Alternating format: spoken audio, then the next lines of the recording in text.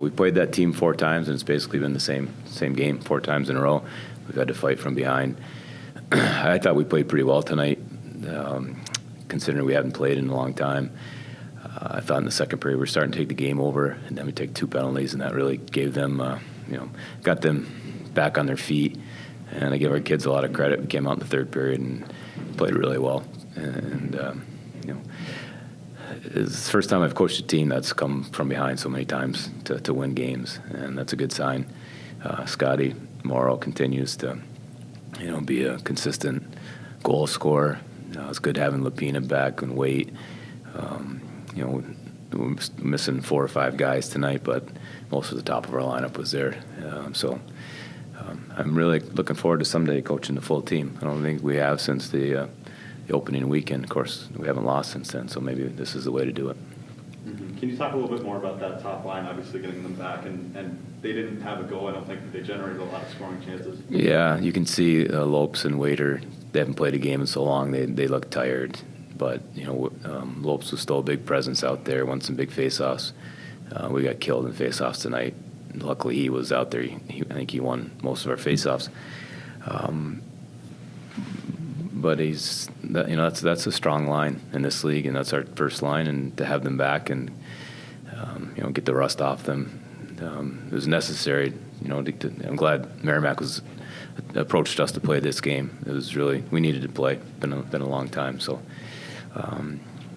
again, I really look forward to when we have a full lineup and to see what these guys can do when we got all our bullets in the gun. You mentioned that it was the same game. Is there something about the two teams that leads to that kind of back and forth wildness, or is that just how these games have gone? I don't know. I can't put my finger on it. I just thought, again, we played them pretty shorthanded, and I thought tonight we played really well in stretches. I've complained that we haven't outshot and outchanced many teams. I think we did tonight pretty strongly, and it felt like a solid win, even though the score was tight. They scored basically 2 power play goals. I think we only had 1 power play in the game, so the discipline was a bit of an issue. And it was a real issue because I really thought we were taking the game over. And at the end of the second period, I thought we were going to find a way to just start separating ourselves from them. But it turned out they took the lead. But again, this team has the ability to come from behind, and that speaks highly of the character and the kids in the room. I think one kid I want to talk about is Kessel.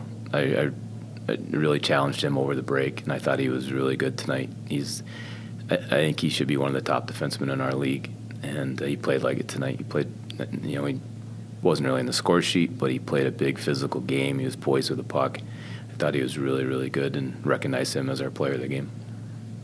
And it seemed like it was that physical game for you guys that top line brought in. You've talked a lot about them being a part of the identity. Did you notice them bring that as well, that the physical, grinded out game that you guys like to play?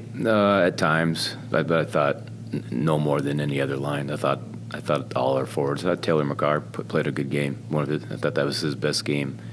Again, we had Lyndon Alger up playing, and he just, his defenseman trying to play forward. I'd give him credit for trying, but he just was struggling. And but the top line, I just thought it's 2 guys trying to shake the rust off and get their feet under them, and they'll be better going forward. But they gave us a good effort tonight.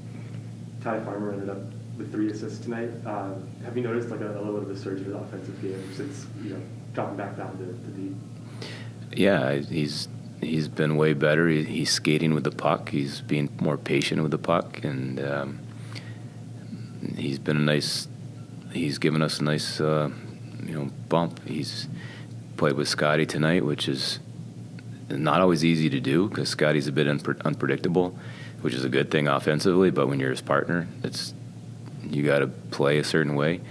I can't recall the assists. I don't know if he just passed it to Scotty, and were they good assists, or did he earn them? There was 1 nice stretch pass, and then 2 Scotty doing stuff. Okay. So I love Ty. He's a great kid. He will do whatever we ask him. He's team first. I really like his skill set. When he just has that poise and confidence, he's a really effective player. You know, he can be physical, he has great mobility, good stick skills. We've asked all our D to just have more poise with the puck, move your feet, make things happen.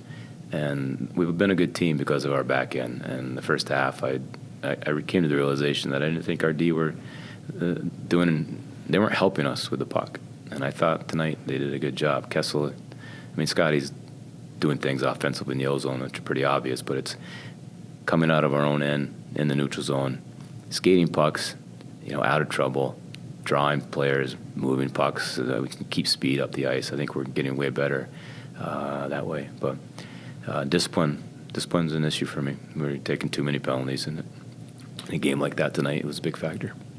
Was it encouraging to see on a night like tonight where you had three pretty strong forward lines plus Taylor McCarr, knowing that you have like 3 or 4 forwards that are still not even in the lineup? Is it encouraging to think about that depth that you might have going forward?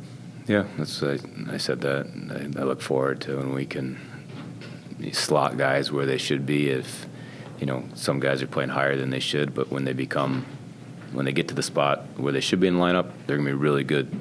We're going to have really good fourth-line players, really good third-line players.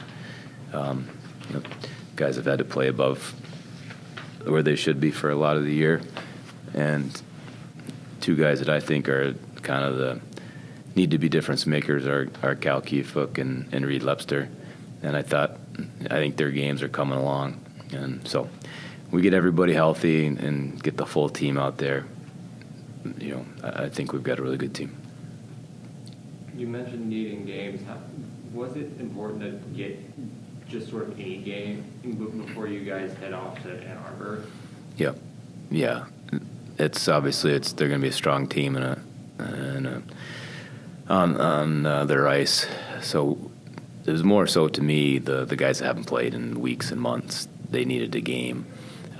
You need to play games to get into game condition, no matter what we do in practice. And you saw it tonight. I saw Lapina and Waite kind of. I don't know if you noticed, I was double shifting Trevino most of the night for Alger, and Bobby's in tremendous shape. So it worked out well. Got Bobby a lot of time and tried to play 4 lines so that Lopes and Waiter weren't going to get overworked. Anything more? Thanks, guys. Thank you.